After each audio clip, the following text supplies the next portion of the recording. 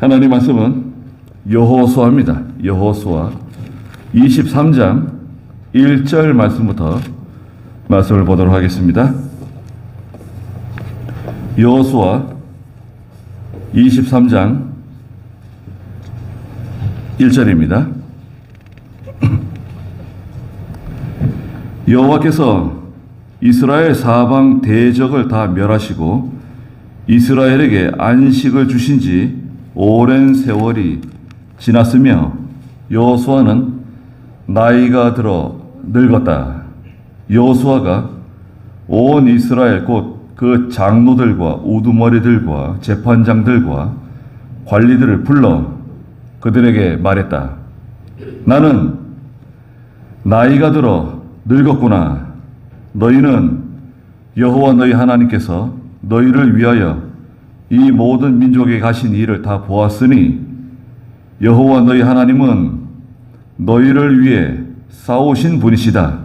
보아라, 이 남아있는 나라들을 내가 너희에게 지파를 따라 제비를 뽑아 유업으로 주었으니 그 요단에서 해 지는 쪽 대해에 이르기까지 이미 멸한 모든 나라들이다.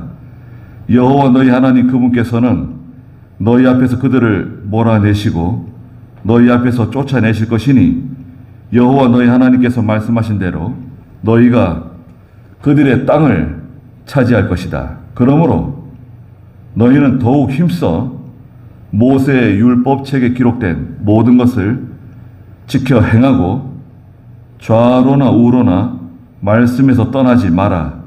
너희는 너희와 함께 남아있는 이 나라들과 가까이 하지 마라. 그들의 신들의 이름을 부르거나 그 이름으로 맹세하지 말고 또 그것들을 섬기거나 그것들에게 절하지 마라. 오직 여호와 너희 하나님을 가까이 하여 지금까지 한 것 같이 하여라. 여호와께서 크고 강한 민족들을 너희 앞에서 쫓아내셔서 오늘날까지 어느 누구도 너희 앞에 서지 못했다. 너희 가운데 한 사람이 1000명을 쫓아낼 것이니 이는 여호와 너희 하나님께서 너희에게 말씀하신 대로 그분께서 너희를 위해 싸우시기 때문이다. 그러므로 너희 스스로 더욱 주의하여 여호와 너희 하나님을 사랑하여라. 만일 너희가 돌이켜 이방 민족들의 남은 자 곧 너희와 함께 남아있는 이들과 가까이 하여 더불어 혼인하며 서로 오고 간다면 분명히 알아야 한다. 여호와 너희 하나님께서 이 민족들을 너희 앞에서 다시는 쫓아내지 않을 것이니 여호와 너희 하나님께서 너희에게 주신 이 아름다운 땅에서 너희가 멸망할 때까지 그들이 너희에게 올무와 덫이 되고 옆구리에 채찍이 되며 눈에 가시가 될 것이다. 보아라, 나는 오늘 온 세상 사람의 길로 가지만 너희는 여호와 너희 하나님께서 너희에게 말씀하신 모든 선한 말씀 중 하나도 빠짐없이 다 너희에게 이루어진 것을 너희 온 마음과 온 영혼으로 알고 있다. 여호와 너희 하나님께서 너희에게 하신 모든 선한 말씀이 너희에게 이루어진 것 같이 여호와께서 하신 모든 재앙의 말씀도 너희에게 이루어질 것이니 여호와 너희 하나님께서 너희에게 주신 이 아름다운 땅에서 너희를 멸할 때까지 이루어질 것이다. 너희가 여호와 너희 하나님께서 너희에게 명령하신 언약을 어기고 가서 다른 신들을 섬겨 그들에게 절할 때 여호와의 진노가 너희에게 내릴 것이니 너희가 그분께서 너희에게 주신 아름다운 땅에서 곧 멸망할 것이다. 그랬습니다. 오늘 여호수아 23장 1절부터 16절 말씀의 제목은 여러분 초보에도 있는 것처럼 여호수아의 유언입니다. 그리고 승리하는 길이 무엇인가 말씀해 주셨습니다. 여호수아가 이제 24장 29절에 가서 나이가 110세가 되어 임종하는 장면이 기록되어져 있습니다. 거기 한번 읽어보실까요? 24장 29절. 이 일들 후에 여호와의 종 눈의 아들 여호수아가 죽었으니 그의 나이는 110세였으며. 네.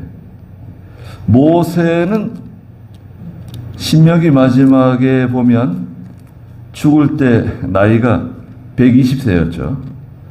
그리고 죽을 때 그 당시에 눈이 흐리지 않고 기력이 쇠하지 않았다 그랬어요. 그리고 여호수아에게 그 지도자의 그 임무를 맡겼죠. 하나님의 명령을 따라서. 그래서 여호수아가 이스라엘을 지도자가 되었을 때 당시 나이가 대략 한 93세쯤 되지 않았을까 추측합니다. 모세가 120세의 세상을 떠나고 여호수아는 93세쯤에 이스라엘의 지도자가 되었고, 그리고 110세가 되어 세상을 떠났으니까요. 그러니까 한 20년 정도 하나님의 일을 감당했는데, 여호수아가 이제 백성들을 이끌고 이제 요단강 저 건너편 모압 땅 시딤에서 출발해가지고 요단강을 건너고 여리고성을 점령하기 시작했죠. 여리고성을 점령하고 이제 가나안 정복 전쟁이죠. 여러분 한번 생각을 해보십시오. 이건 참 아이러니인데요. 가나안 원주민들이거든요. 가나안 원주민들. 우리는 가나안 7족속이라고 말하는데 사실 한 14족속쯤 되는데 거기서 큰 지파들, 뭐 가나안 지파, 아모리 지파, 뭐 헷 지파 이렇게 해서 7족속들이 있었죠. 그들이 원주민들 아닙니까? 원주민들. 그 원주민들을 다 쫓아내라는 거였죠. 다 진멸하라는 거예요. 아이든 여자든 노인이든 다 죽이라는 거예요. 심지어는 여리고성 같은 경우에는 짐승들까지 다 죽여버리라고 그렇게까지 말씀하셨어요. 그런데 이제 5년에 걸친 정복 전쟁에서 살아남은 가나안 사람들이 있었습니다. 기브온 족속 같은 사람들 살아남아가지고 이스라엘의 종이 되었죠. 나무를 패고 물기 있는 사람들이 된 사람들, 그런 사람들도 있었어요. 그러니까 가나안 땅을 다 정복했지만 그 가운데 가나안 사람들의 일부가 생존하고 또 그들이 이스라엘 사람들과 함께 살게 된 것입니다. 다윗의 신하,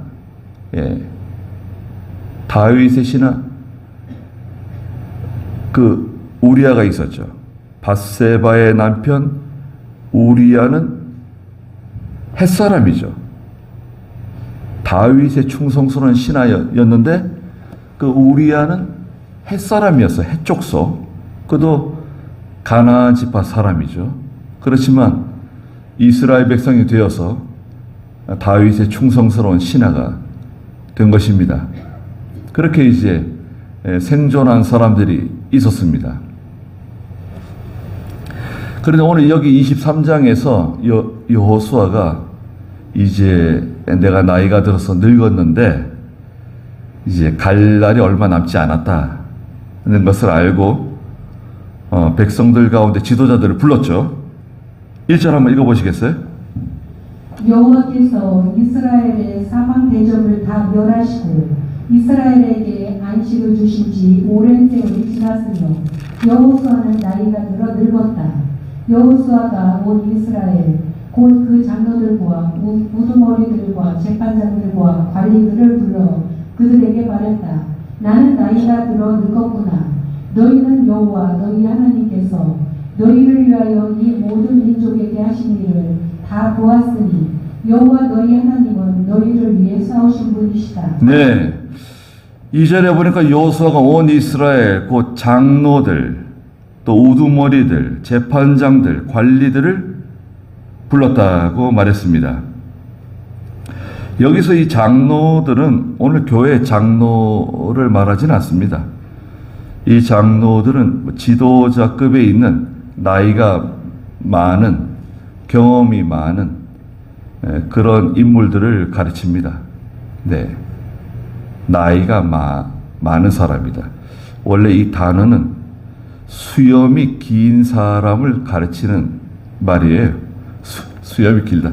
나이가 많고 늙은 경험이 많은 그런 장로들을 말합니다. 불러서 그들에게 뭐라고 말했습니까? 나는 나이가 들어 늙었다고 말하면서 3절에 너희는 여호와 너희 하나님께서 너희를 위하여 이 모든 민족에게 하신 일들을 다 보았다. 직접 눈으로 본 사람들. 나이가 많은 사람들이죠. 여기 지금 여호수아가 불러온 사람들은 나이가 많은 사람들입니다. 그러니까 이스라엘 백성들이 이 광야 한 40년 동안 광야길을 걸으면서 하나님께서 하신 일들을 다 본 사람들, 그런 사람들에게 다 온 것입니다. 여호와 너희 하나님은 너희를 위해 싸우신 분이시다. 이게 첫째입니다. 하나님께서는 하나님의 백성들을 위해서 대신 싸우시는 분이세요. 신명기 3장 22절에도 같은 말씀을 하셨는데 이거 뭐 신적 전사라고도 말해요. 하나님께서 당신의 백성들을 대신해서 전쟁을 하시는 거죠. 전투하시는 분이세요. 이사야서에서는 하나님은 보복하시고 복수하는 하나님이라고 자주 말씀하셨어요. 예레미야서에도 말씀하시고. 여러분 기억하셔야 됩니다. 하나님은 하나님의 백성, 하나님의 교회, 하나님의 구원운동에 손해를 주거나 방해하거나 막아서는 사람들에 대해서 하나님은 반드시 보복하시고 복수하세요. 신명기 3장 22절 한번 읽어주시겠어요? 너희는 그들을 두려워하지 마라. 여호와 너희 하나님은 너희를 위하여 싸우시는 분이시다.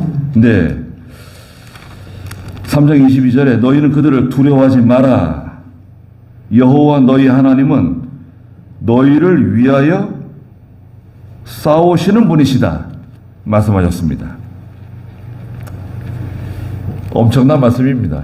사실은.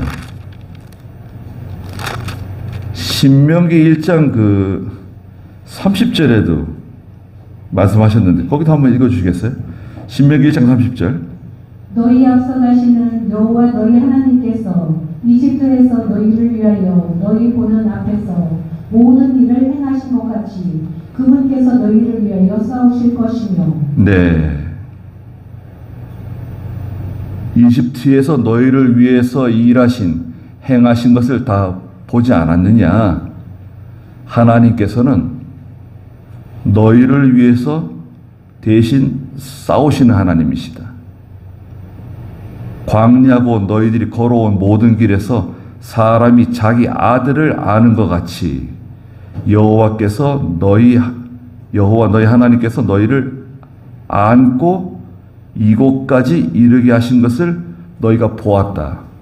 하나님께서는 하나님의 백성들을 품에 안고 인도해 주신다는 거죠. 우리가 직접 싸우는 것은 사실은 너무 힘듭니다.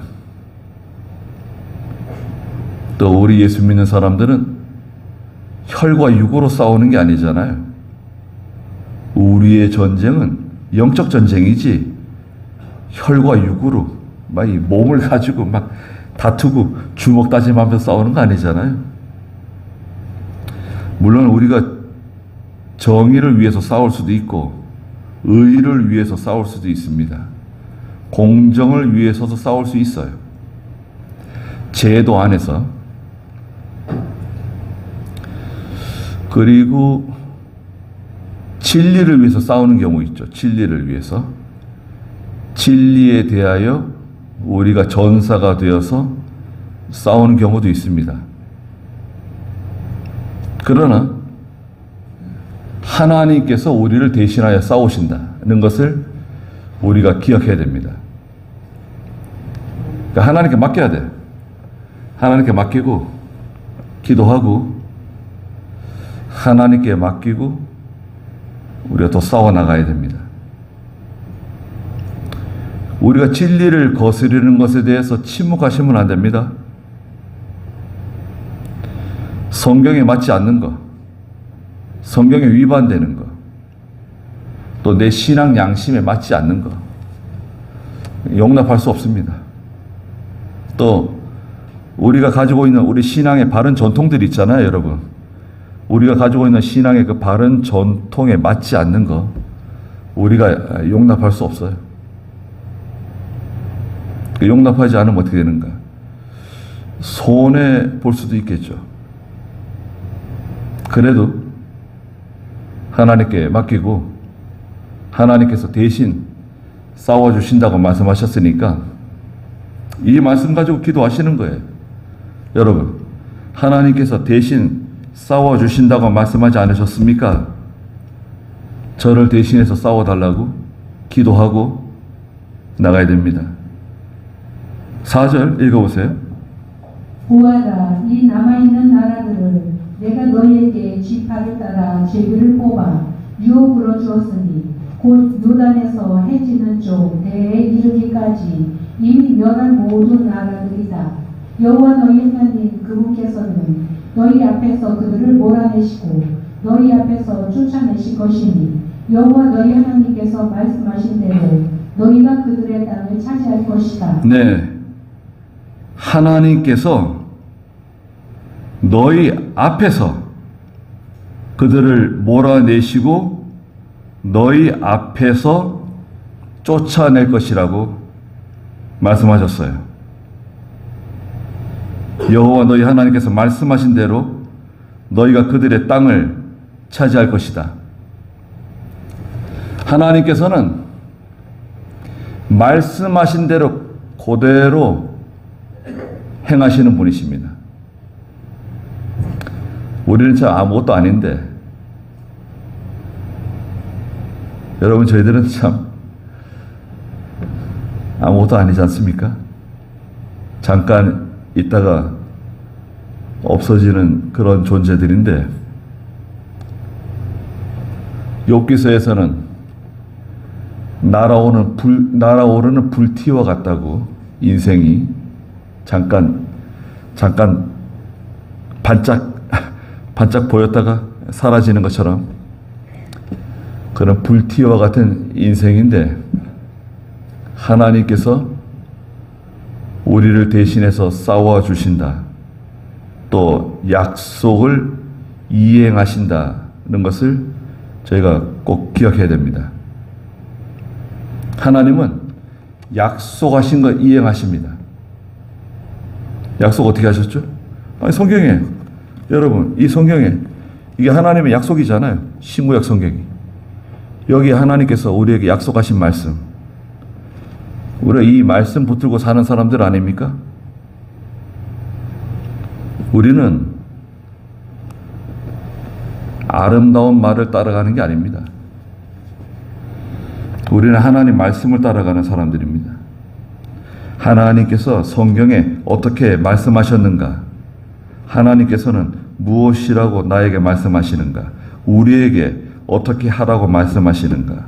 교회에게 무엇을 요구하시는가? 우리 가정에 무엇을 요구하시는가? 나에게 어떻게 하기를 바라시는가? 그 하나님의 뜻, 하나님의 그 의지, 하나님의 뜻을 찾아 나가는 사람들이잖아요. 하나님의 뜻을 찾았으면 그 길로 곧장 가는 거죠. 하나님께서 내게 원하시는 대로 각자 우리에게 주신 자기 사명이 있고, 또 하나님께서 그때마다 내게 원하시는 게 있어요. 자기가 압니다. 예수 믿는 성도의 속에 있는 그 믿음의 양심, 선한 양심, 신앙 양심이 알아요. 이미 하나님께서 어떻게 하기를 원하신다는 것을 알고 있기 때문에 그 신앙 양심을 따라서 믿음을 잘 지켜 나가야 됩니다.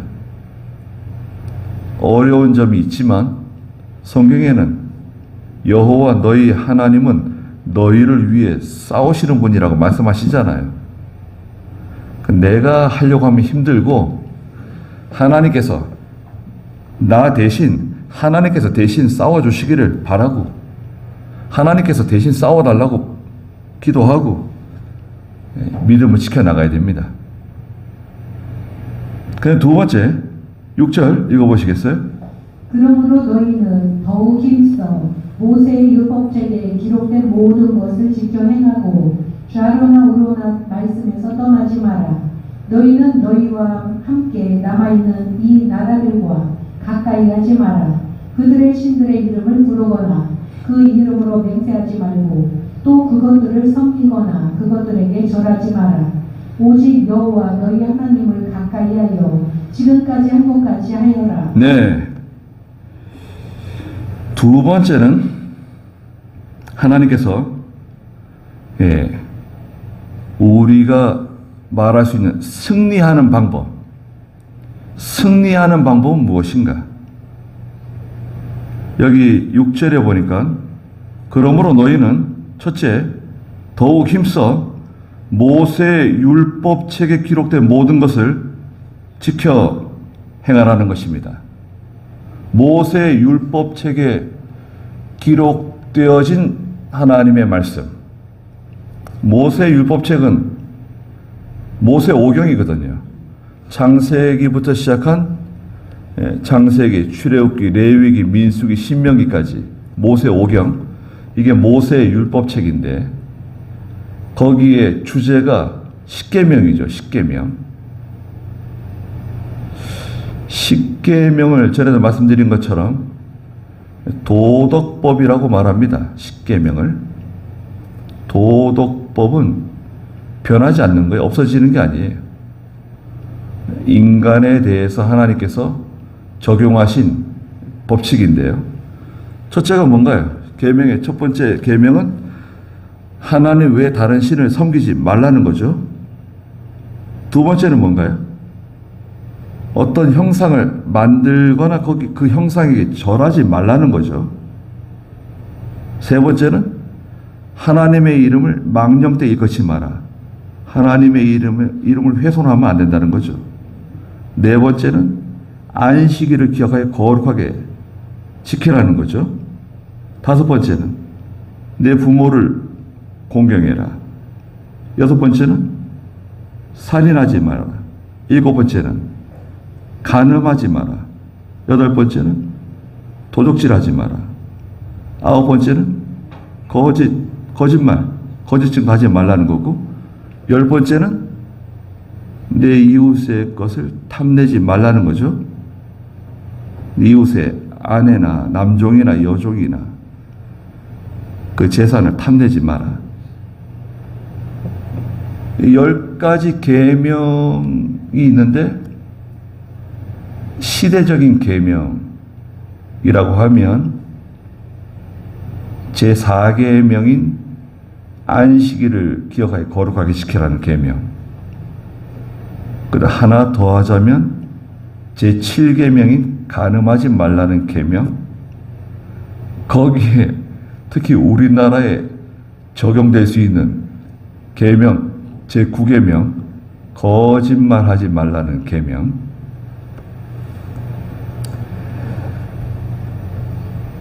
이스라엘이 멸망했죠. 북이스라엘은 주전 721년, 722년에 아시리아에 의해서 멸망했죠. 남유다는 그로부터 한 123년 후에 바빌로니아에 의해서 주전 586년에 멸망했어요. 그런데 이사야와 예레미야서에서 북이스라엘과 유다의 공통된 죄악이 있죠. 그 죄는 바로 사계명인 안식일을 범한 거하고 우상 숭배한 죄 때문에 망한 것입니다. 하나님의 백성 이스라엘이 북이스라엘도 안식일 거역하고 우상 숭배하다가 망하고요. 남유다도 안식일 거역하고 우상 숭배하다가 망했습니다. 멸망했어요. 멸망. 그럼 오늘날은 적용 안 될까요? 오늘날 하나님을 섬긴다고 말하는 예수 믿는 사람들이 안식일 거룩하게 시키지 않고 우상 숭배하면 어떻게 될까요? 또 우리 한국 사람들 거짓말 잘하잖아요. 거짓말. 교회는 거짓말 안 할까요? 교회. 총회, 노회, 당회. 목사님은 거짓말 안 하나요? 거짓말하면 그건 용서하기 힘들어요. 우리 미국 사람들이 거짓말하는 거 싫어하죠. 근데 미국 사람들도 보니까 그 거짓이 많이 들어온 것 같아요. 기본적으로 거짓말하는 거 아주 싫어하는데 미국 사람들이 거짓이 많이 들어온 것 같아요. 사회 전반에. 한국 사람들 남의 물건 훔치지 않고 남의 물건에 뭐 손 안 댄다고 유명하다는데 거짓말은 너무 해가지고 법원마다 사기 사건들이 쌓여 있고 거짓말 하시면 안 됩니다. 손해 보는 일이 있더라도 거짓말하지 마세요. 두 번째는 뭐라 그래 있습니까? 좌로나 우로나 말씀에서 떠나지 말라 그러셨어요. 좌는 왼쪽이네요. 왼쪽은 빼는 겁니다. 하나님의 말씀 가운데 뭘 자꾸 빼요. 믿어지지 않는 거, 내가 받아들일 수 없는 거, 이성적이지 않고 과학적이지 않고 객관적이지 않은 거 자꾸 빼죠. 신학적으로는 신신학이라고 말하고, 또 오른쪽으로 치우치는 거, 오른쪽은 뭘 더하는 거예요. 자꾸 성경에다가 개인의 주관적인 감정, 개인의 주관적인 체험, 경험 이런 거 자꾸 더해. 성경 말씀에다가 신비주의라 그러죠. 신비적이다. 나는 왜 신비적으로 하나님을 섬기냐? 예수를 믿냐? 성경에서 요한계시록 마지막 장에서도 좌로나 우로나 치우치지 말라고, 또 오늘 여호수아 1장에서도 여호수아에게 좌로나 우로나 치우치지 말라고 자꾸 말씀하시죠. 예수 믿는 사람들이 자꾸 치우치면 안 됩니다. 성경 말씀 위에 견고하게 서 있어야지 치우치시면 안 돼요. 왜 치우치냐? 나는 왜 자꾸 이렇게 치우칠까? 왜 치우칠까요? 확신이 없잖아요. 확신이 없기 때문에 자꾸 치우칩니다. 확신이 없는 믿음. 확신이 없기 때문에 견고하지 못한 것입니다. 왜 확신이 없냐? 진실하지 않잖아요. 진실하지 않은 사람은 확신을 가질 수 없습니다. 그럼 왜 진실하지 못한가? 욕심이 있잖아요. 이게 다 이렇게 연결되어 있잖아요. 욕심이 있는 사람은 진실할 수 없고, 진실하지 못한 사람은 확신을 가질 수 없습니다. 확신이 있다고 하면 그 사람은 견고하죠. 절대 흔들리지 않습니다. 물론 시험이 와봐야 아는 건데, 그래서 이 욕심을 가지고 있는가? 진실해질 수 없다. 진실한가? 진실한가를 들여다봐야 됩니다. 진실한 사람은 이긴다고 계시록 14장에 말씀하셨는데, 그리고 세 번째는 7절에 너희는 너희와 함께 남아있는 이 나라들과 가까이 하지 마라. 그들의 신들의 이름을 부르거나 그 이름으로 맹세하지 말고 또 그것들을 섬기거나 그것들에게 절하지 마라 그랬습니다. 그러니까 이 가나안 땅에 그 잔류한 남아있는 이 가나안 사람들이 섬기는 그들의 신을 가져다 섬기지 말라는 거죠. 이게 이제 가장 큰 문제인데요. 같이 이제 어울려 살다 보니까 그들의 신을 가져다 섬기고 거기에 또 절하게 되는 거죠. 혼합주의라 그러는데요. 섞이는 겁니다. 교회가, 자 보세요. 교회가 세상으로 들어가고 세상이 교회로 들어와요. 좋은 의미 같아요. 그래서 한동안 우리 한국교회가 지난 한 20, 30년 동안 교회가 문을 열자.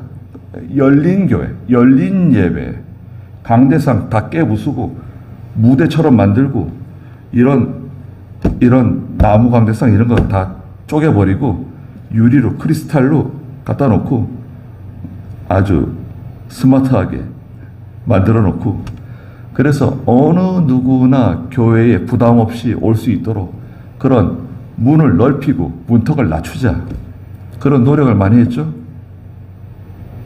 그렇게 해서 교회가 세상 속으로 들어가서 교회가 세상을 점령하고 세상을 정복하고,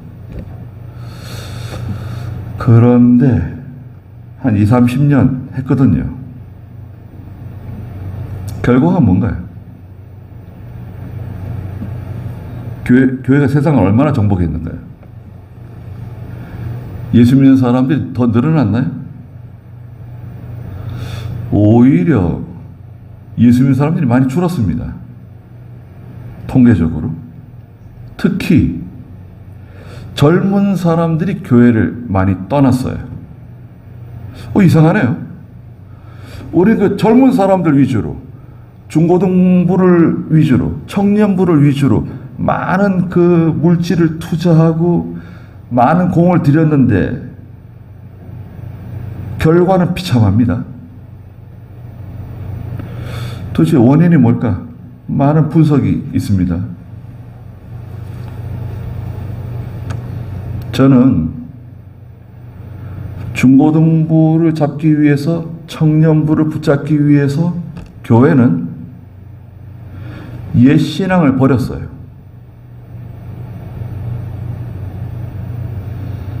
그 오랫동안 내려오던 그 좋은 전통들을 많이 양보했습니다. 그래서 교회에 있는 그 믿음 있는 성도들은 큰 괴로움에 시달리는 거죠. 하나님의 말씀을 듣고 은혜를 받고 그 말씀으로 양식을 삼아야 되는데 이 모든 기류가 젊은 사람들에 맞춰서 가다 보니까 교회 안에 기존에 믿음 있는 성도들은 고통을 당하는 겁니다. 그리고 역설적이게도 젊은 사람들이 교회를 많이 떠났습니다. 아이를 많이 낳지 않기 때문에 그렇다, 그렇게도 말할 수 있지만 사실은 그렇지 않습니다. 네. 역사신학적으로 볼 때는.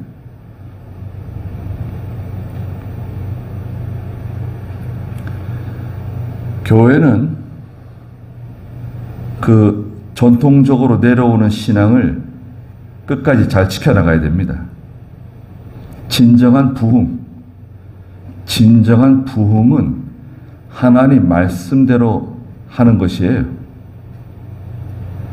부흥하고 진보를 혼동하시면 안 됩니다.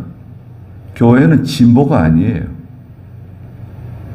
부흥은 하나님 말씀대로 하는 게 성경에 있는 부흥입니다. 사도행전의 부흥이에요.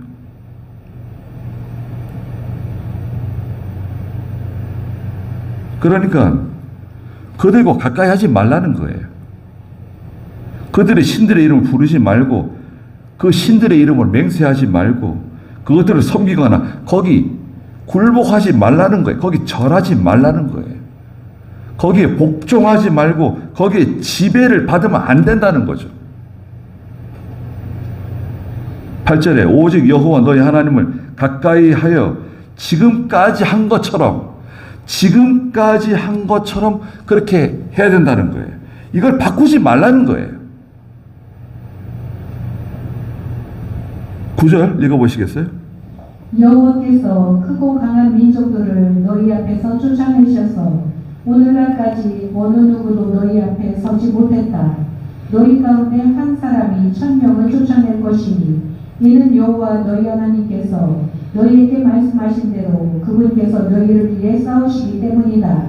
그러므로 너희 스스로 더욱 주의하여 여호와 너희 하나님을 사랑하여라. 만일 너희가 돌이켜 이방 민족들의 남은 자 곧 너희와 함께 남아있는 이들과 가까이하여 더불어 혼인하며 서로 오고 간다면 분명히 알아야 한다.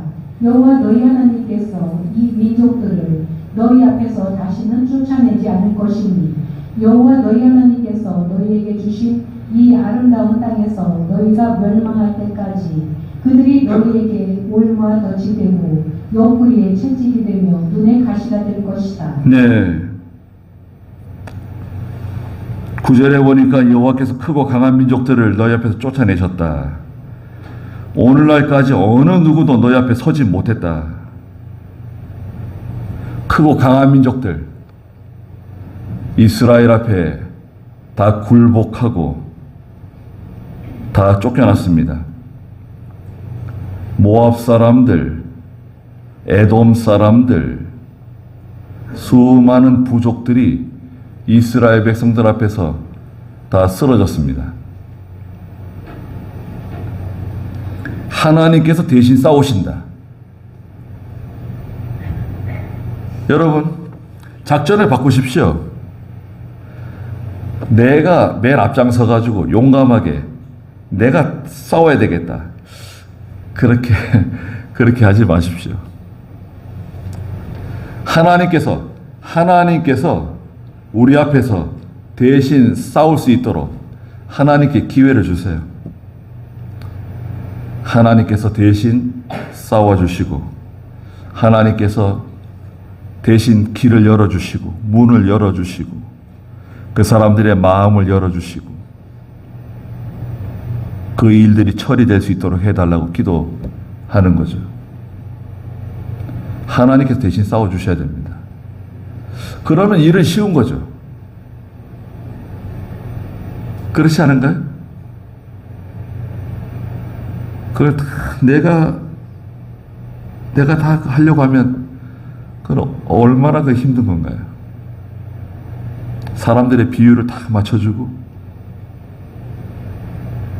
신앙을 양보하고 그들에게 굴복하면서 그렇게 하지 말라는 것입니다. 여기 10절에 뭐라 그러셨어요?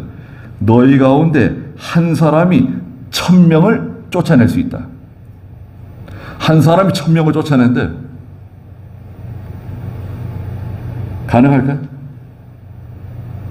레위기 26장 8절에서는 5명이 1000명을 쫓아낸다. 레위기 26장 8절 거기다 한번 읽어보시겠어요?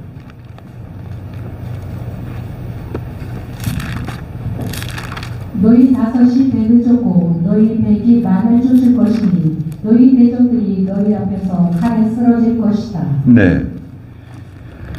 레위기 26장 8절에서는 너희 5이 100을 쫓고 너희 100이 만을 쫓을 것이니 너희 대적들이 너희 앞에서 칼에 쓰러질 것이다. 5이 100을 쫓고 100은 만을 쫓는다.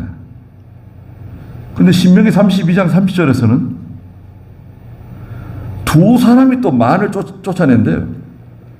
신명기 32장 30절. 그들의 반석이 그들을 팔지 않고 여호와께서 그들을 포기하지 않으셨다면 어떻게 한 사람이 1000명을 쫓으며 두 사람이 10,000명을 도망치게 할 수 있겠는가? 네. 어떻게 한 사람이 1000명을 쫓으며 두 사람이 10,000명을 도망치게 할 수 있었겠는가? 한 사람은 1000명을 쫓아내고 두 사람은 10,000명을 상대한다.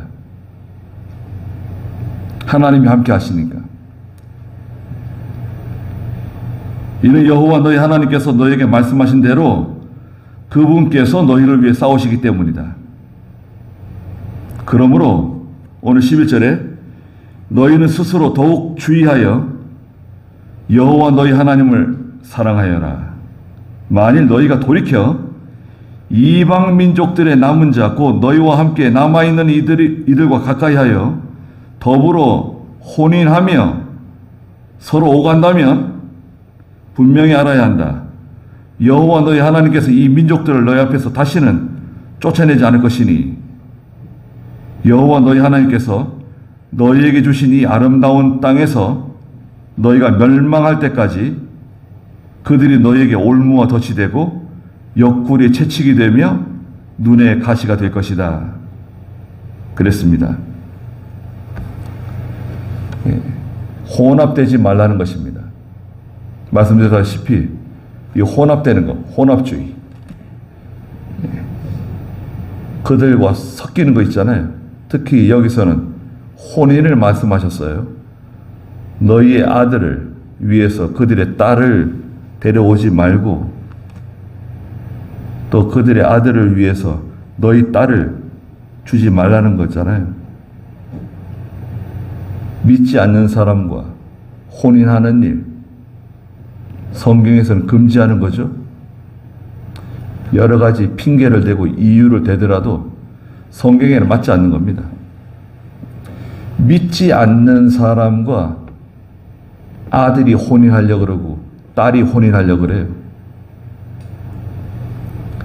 그 용납하시면 안 됩니다.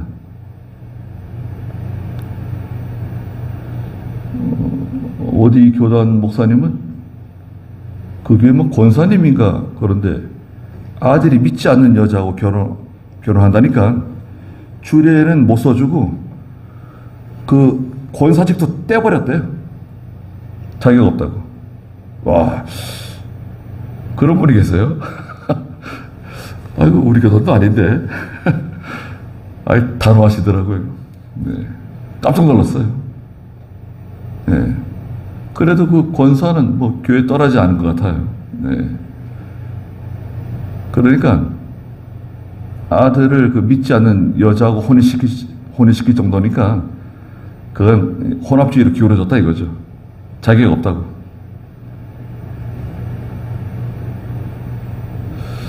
몰랐을 때는 뭐 할 수 없지만 우리가 알았을 때는 금지하고 또 피하고 단호하게 말할 필요가 있습니다. 그러면 너희에게 올무가 되고 덫이 되고 옆구리에 채찍이 되고 눈에 가시가 된다. 첫째는 뭔가요? 첫째는 여러분 하나님께서 나를 대신해서 우리를 대신해서 싸워주신다. 지금 여러 번 말씀하시잖아요. 하나님께서 나를 대신해서 싸워주신다. 하나님께서 대신 싸우시도록 해야 되는 거죠. 하나님께 기도하고 하나님께 모든 것을 맡기는 저희가 되어야 됩니다. 두 번째는 뭐였습니까? 모세가 너에게 준 그 율법의 말씀을 잘 지키라는 거죠. 좌로나 우로나 치우치지 말라는 거 아닙니까? 그리고 우상숭배하지 말라는 거예요. 우상숭배는 오늘날 우리가 뭐 형상을 집에다 갖다 놓고 거기에다가 절하고 뭐 소원을 빌고 기도하고 그러진 않죠, 우리가. 그러나 오늘날 우상은 이 마음을 빼앗아가는 거 있어요. 마음을 빼앗긴다. 어떤 대상에게. 그것이 사람이든 그것이 물질이든 어떤 내가 추구하는 내 마음을 빼앗아가는 그 대상, 하나님보다 더 사랑하는 대상, 더 의지하는 대상, 하나님께 내가 지배받는 것보다 더 나를 지배하는 그 대상, 영적 우상이죠. 그런 우상을 만들지 말라는 거예요. 그런 우상을 제거하라는 거예요. 하나님보다 더 사랑하는 게 없어야 됩니다. 하나님이 나를 지배하는 것, 우리 가정을 지배하는 것, 교회를 지배하는 것. 교회도 하나님의 지배를 받지 않는 교회, 그거 이상한 교회예요. 목사가 지배하는 교회? 그게 무슨 교회입니까? 장로들이 지배하는 교회? 무슨 그런 게 어디 있어요?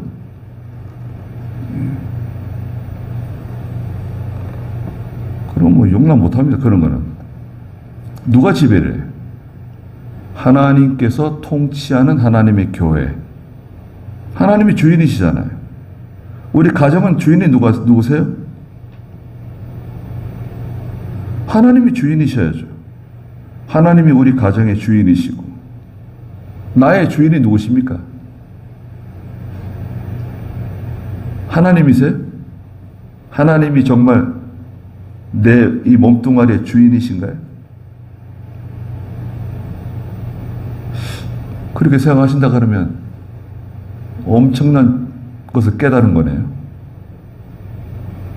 그래서 하나님만 섬기고 따라간다고 하면 하나님께서 얼마나 좋아하실까요? 그런 저희가 다 되시길 바랍니다. 기도하겠습니다.